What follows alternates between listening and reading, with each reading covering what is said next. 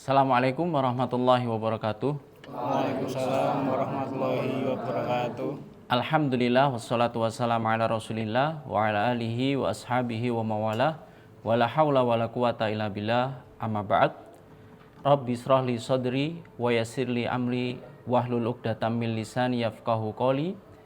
Allahumma alimna ma yanfa'una wanfa'na ma 'allamtana. Rabbana zidana ilman nafi'an.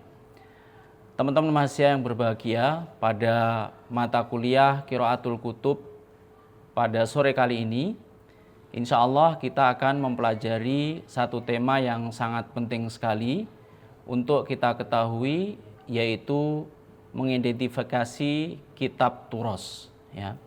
Seperti yang ternampak pada gambar, ya. Jadi kitab-kitab yang ditinggalkan oleh para ulama kita itu sangat banyak sekali yang diwariskan kepada kita. Dan seperti yang sudah kita ketahui bersama, Islam jaya sampai 7 abad. Ini melahirkan berbagai macam ilmu, dan di antara ilmu-ilmu tersebut ya, berkaitan dengan ilmu-ilmu tentang agama kita ya, yang dituliskan oleh para ulama, kemudian yang kita warisi sekarang, yang dikenal atau disebut sebagai kitab turos. Dan terus ada para ulama sampai zaman sekarang ini, mereka menuliskan berbagai macam kitab di berbagai macam disiplin ilmu, dan itu ada bedanya antara kitab turos peninggalan para ulama terdahulu dengan kitab-kitab yang ditulis oleh para ulama untuk saat ini. Nanti usai pembelajaran ini, teman-teman semuanya mahasiswa diharapkan mampu untuk mengidentifikasi ya, karakter dari kitab turos tersebut. Maka teman-teman nanti bisa ketika dihadapkan misalkan beberapa kitab ya, terus kemudian ditelaah oleh teman-teman, dilihat manakah yang kitab turos, kitab peninggalan ulama terdahulu, mana pula kitab-kitab yang itu merupakan karya ulama sekarang ini atau kontemporer ya. Bukan dilihat dari kertasnya, oh ini sudah robek-robek berarti apa? Ini turos ya. Enggak, terkadang salah penyimpanan buku atau kitab 1 tahun saja sudah robek-robek gitu ya. Kemudian kita kenalkan terlebih dahulu terkait dengan kitab turos ini ya. Kitab turos itu warisan ya, yang sering juga disebut sebagai kitab kuning yang beredar di masyarakat kita. Saya tanya ke teman-teman, sebelum masuk Win 1 Tulungagung ini, ada yang pernah di pesantren? Ada ya? Masa apa? SMP, SMA? SMA. Pernah megang kitab kuning atau belum? Cirinya apa kitab kuning itu? Warnanya kuning. Ya, warnanya kuning. Ya, ini orang Indonesia itu sukanya yang simpel-simpel, betul ya. Jadi kalau kuning dinamakan kitab kuning. Di Kediri ada tahu warnanya kuning, namanya tahu kuning gitu ya. Terus apalagi banyak juga ya. Seperti bahasa Arab ya. Siti itu asalnya dari bahasa Arab sebenarnya. Tahu gak asalnya gimana itu? Siti itu. Kalau sayyidun itu apa? Tuan. Kalau sayyidatun nyonya ya. Kalau sayyidati nyonyaku gitu kan. Terus kemudian disebut oleh orang Jawa, orang Indonesia mudahnya ya sudah Siti gitu ya. Ya ini karakter orang kita ya, pengennya itu yang mudah-mudah ya. Ya, kita lanjutkan di sini. Jadi kitab turos ini juga disebut oleh sebagian masyarakat kita Indonesia kitab kuning. Karena pada saat itu kitab turos yang hadir di Indonesia menggunakan kertas yang berwarna kuning ya. Dan ini merupakan karya para ulama klasik, ulama terdahulu yang menjadi isinya ya, menjadi fondasi keilmuan Islam tradisional. Jadi kalau segala bidang keilmuan, terutama yang terkait dengan ilmu keislaman, ilmu agama Islam ini, merujuknya mereka itu ke kitab turos tersebut ya. Sementara kitab-kitab yang sekarang dikarang oleh para ulama kontemporer, ini sebagian adalah penjelasan. Pernah dengar kata syarah ya? Syarah-syarah itu adalah penjelasan dari kitab turos tersebut ya. Nah, ini yang disebut dengan kitab turas tersebut. Dan karakternya secara fisik ya, kita bisa melihat yang pertama dia itu tanpa harokat. Ya. Kalau sekarang ya semuanya berharokat, betul ya? Termasuk Al-Quran juga. Dahulu Al-Quran itu juga masih semacam apa ini? Gak ada titik dan gak ada harokatnya. Kemudian ditemukan titik, ditemukan harokat, Al-Quran diharokati. Demikian juga perkembangannya adalah apa? Kitab-kitab turas para ulama ya, yang sekarang dicetak ya, sebagian juga sudah diharokati. Kemudian bahasanya juga ringkas ya. Jadi kitab-kitab para ulama terdahulu, mereka itu ketika mengarang suatu kitab ini ringkas-ringkas, kecil-kecil ya. Namun demikian, ini kalau seandainya disarah dikasih keterangan, satu buku yang kecil saja, namanya misalkan Kutaibat ya, buku kecil ya, itu bisa sampai berjilid-jilid kitab kalau disarah diberikan penjelasan. Ini termasuk juga karakter dari kitab turas tersebut ya, menggunakan bahasa yang ringkas. Kemudian yang selanjutnya karakternya terkait dengan struktur. Jadi nggak bisa seseorang ketika sudah mampu membaca saja kitab, terus kemudian dia langsung bisa membaca kitab turas tersebut. Tapi butuh apa? Ketelitian, ya, analisis, sehingga dia itu betul-betul bisa memahami kitab turas tersebut dengan tepat. Ya. Ini karakter secara umum kitab turas tersebut. Selanjutnya ciri-ciri kitab turas, ya. Sebagaimana tadi disebutkan secara umum, tanpa harokat, terus kemudian isinya ringkas, terus kemudian yang terakhir strukturnya juga perlu penguasaan skill tertentu. Ini juga punya karakter dan ciri-ciri yang lainnya. Yang pertama, tanpa harokat atau gundul. Siapa yang tahu kenapa disebut sebagai kitab gundul? Kira-kira apa? Tadi rumusnya orang Jawa tadi. Suka yang ringkas-ringkas saja. Kitab turas ini tidak berharokat. Jadi seperti orang yang tidak punya rambut. Sehingga juga ada yang menyebut kitab kuning, ada juga yang menyebut kitab gundul. Ya. Ini ciri yang pertama. Ya. Bahwasanya kitab turas tersebut tanpa harokat, baik itu fathah, kasroh, domah tain, kasroh tain, fathah tain, itu tidak ada. Maka ketika orang pengen mengetahui, menguasai kitab turas tersebut, harus memiliki skill alatnya untuk membaca dengan benar. Alatnya apa itu? Ilmu gramatika Arab, yaitu nahwu dan sorob. Ya. Nahwu itu berkaitan dengan cara baca kita harokat akhir itu ya. Ini misalkan Muhammad, misalkan tulisannya gitu ya. Muhammad terus kemudian tidak ada harokatnya. Ini dibaca Muhammadun, apa Muhammadin, apa Muhammadan. Ini pelajaran ilmu nahwu. Ya. Kitab turas juga memerlukan ilmu nahwu ini. Kemudian kitab sorof ya. Sorof ini berkaitan dengan perubahan kata. Jadi ada kata misalkan qaf panjang, terus ta, terus lam ya. Ini bacanya kotal, apa kotil, apa kotil ya. Ini apa? Bagaimana cara bacanya? Itulah ya ilmu sorof. Yaitu kita belajar perubahan kata. Oh ternyata ini dibaca qatilun karena dia itu fa'il. Oh ini ternyata bukan qatilun tapi qatala. Dia itu fi'il rubai mazid harfun wahid misalkan ya. Awazannya apa? Fa'ilun ya. Itu yang pertama cirinya, dia itu tidak memiliki harokat. Kemudian yang kedua, banyak istilah teknis ya, banyak istilah teknis. Apa itu maksudnya? Jadi kalau di bahasa Indonesia ya, itu ada sinonim ya. Tahu sama tahu. Tahu itu ada berapa makna? Saya makan tahu, berarti ini adalah makanan. Saya tahu itu kamu gitu kan. Bukan tahu ya. Tulisannya kan kayak gitu. Jadi di dalam disiplin keilmuan yang ditulis oleh para ulama itu, ini juga seperti itu. Ada istilah-istilah yang mungkin sama, namun di dalam disiplin ilmu tertentu itu maknanya berbeda. Ya. Maka ditemukan sekali banyak istilah-istilah di dalam kitab turas itu. Seperti dicontohkan beberapa ulama, seperti kata makruhun. hukumnya itu makruh. Makruh kalau menurut kita apa?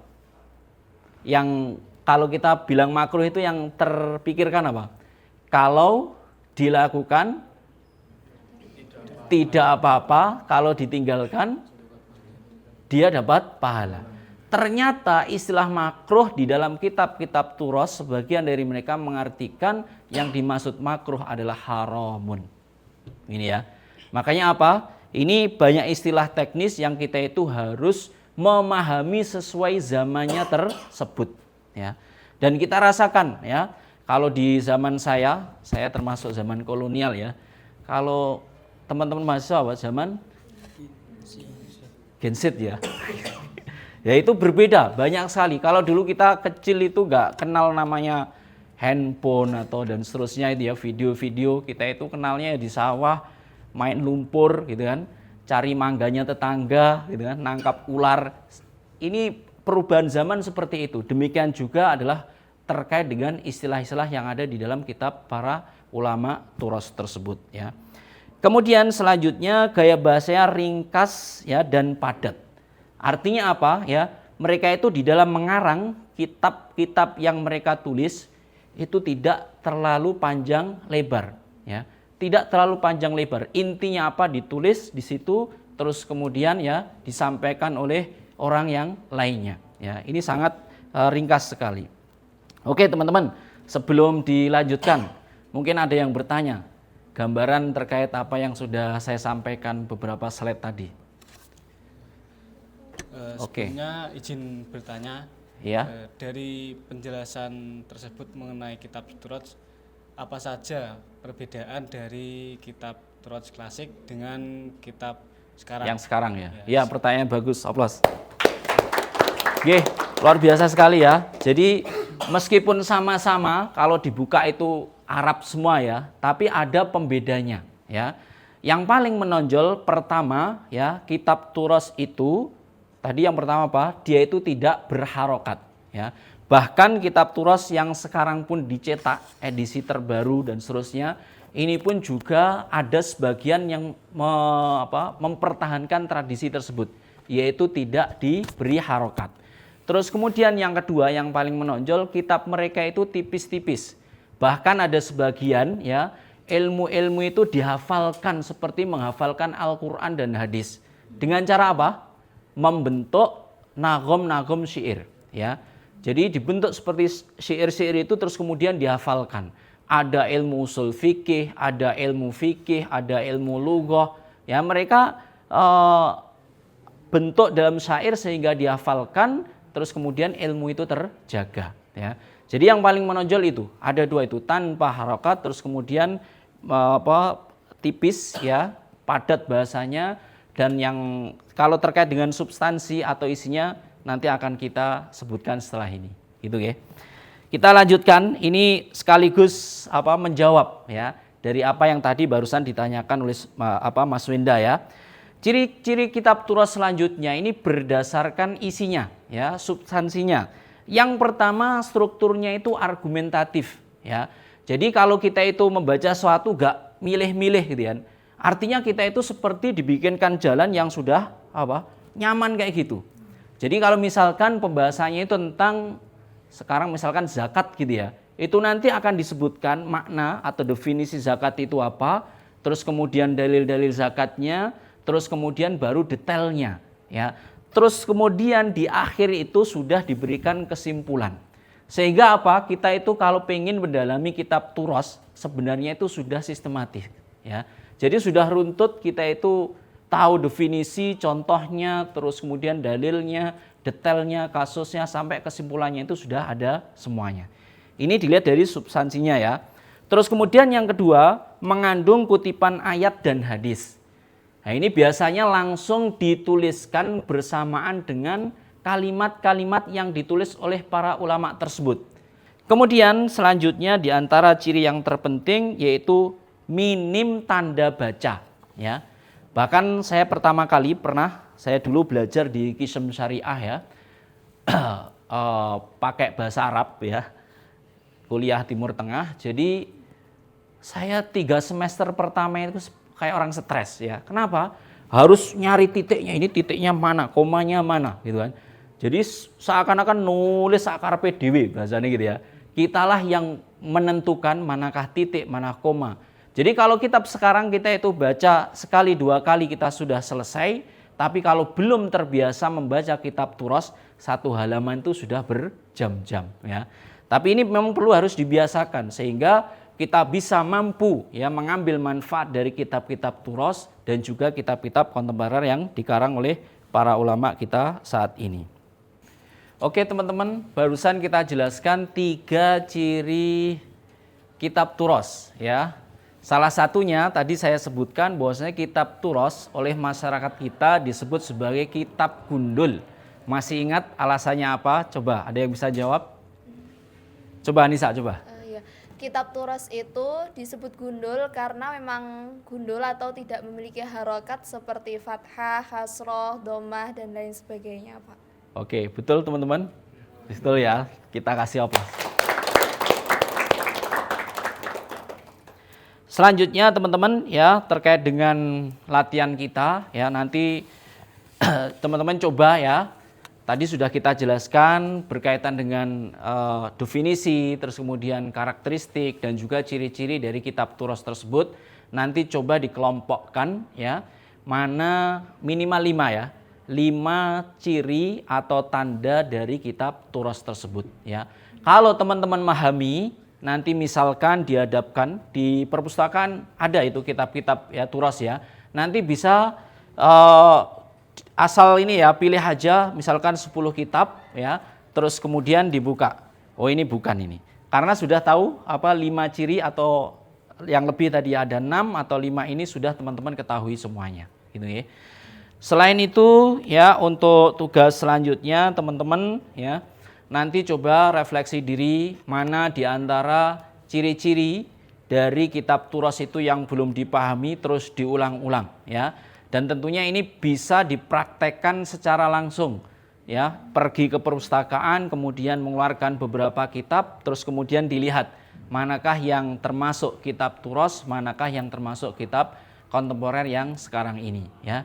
Dan kita saksikan sendiri ya para ulama-ulama yang ada di Indonesia ini yang muda baik yang sesepuh ya, yang muda nampak sekali seperti siapa Gus Bahak misalkan, terus kemudian Gus Kausar dan beberapa ulama-ulama Indonesia yang lain, mereka itu salah satunya memiliki keilmuan yang sangat luar biasa karena apa? Bisa memahami kitab turos ini ya.